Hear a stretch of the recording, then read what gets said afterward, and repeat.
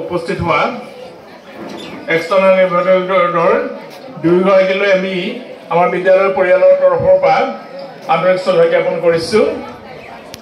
তেখেতসকলে আজি পুৱাৰ পৰা এতিয়া এই বিয়লি পেলালৈকে আমাৰ মাজত কটাই কি পালে কি থলে সেইটো তেখেতলোকে লগত লৈ যাব আৰু শেষত আমি আশা ৰাখিছোঁ আমাৰ ছাত্ৰ ছাত্ৰীসকলক উদ্দেশ্যি তেখেতলোকৰ পৰা এটি আমি আশীৰ্বাদ আমি শুনিম বুলি ভাবিছোঁ।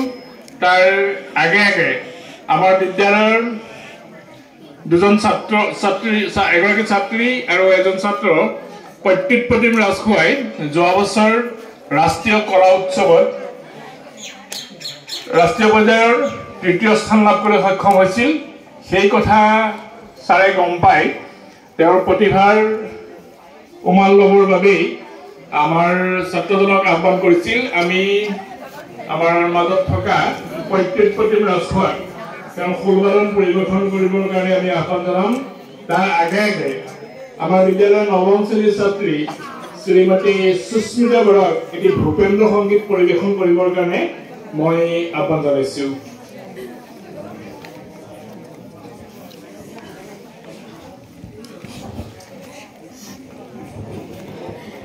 নমস্কাৰ।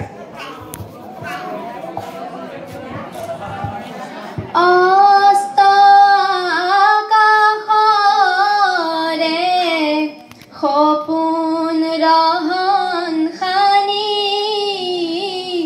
ক্লান্ত লুই তৰে হেঙুলীয়া পানী বৈ যায় বৈ যায় বৈ যায়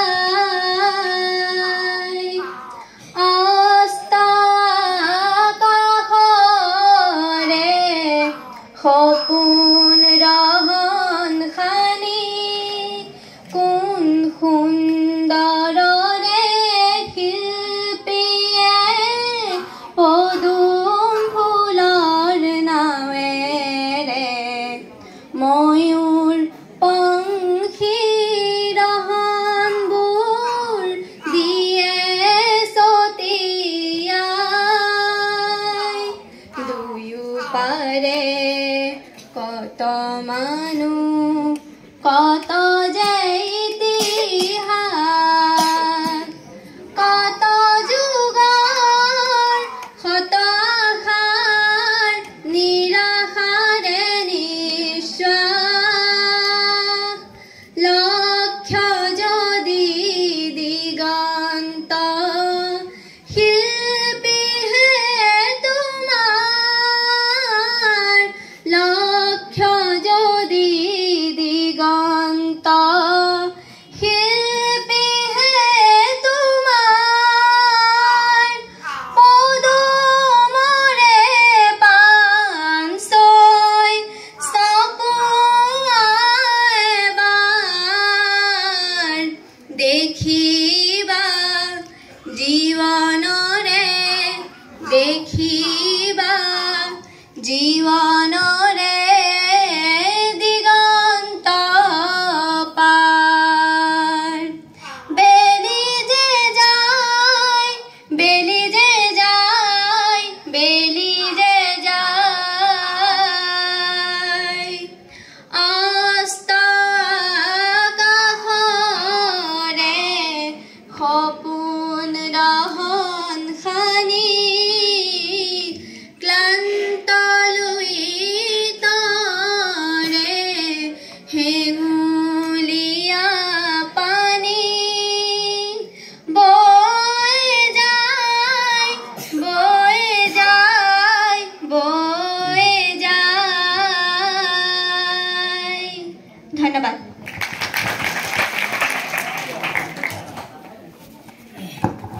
সুস্মিতা বৰালৈ ধন্যবাদ জ্ঞাপন কৰিলোঁ।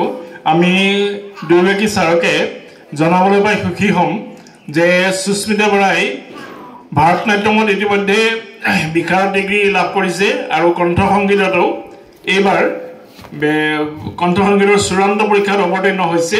তাৰ লগে লগে সমান্তৰালভাৱে তেওঁ শিক্ষাৰ দিশতো যথেষ্ট আগবঢ়া গতিকে আমি প্ৰভু ভগৱন্তৰ চৰণত প্ৰাৰ্থনা জনাইছোঁ সুস্মিতাৰ এই যাত্ৰা সুদূৰ দিগন্তত বিয়পি পৰক। এতিয়া আমি আমাৰ খোলবাদ্য পৰিৱেশন কৰিবৰ কাৰণে প্ৰত্যুৎপতিম ৰাজখোৱাক আহ্বান জনাইছোঁ।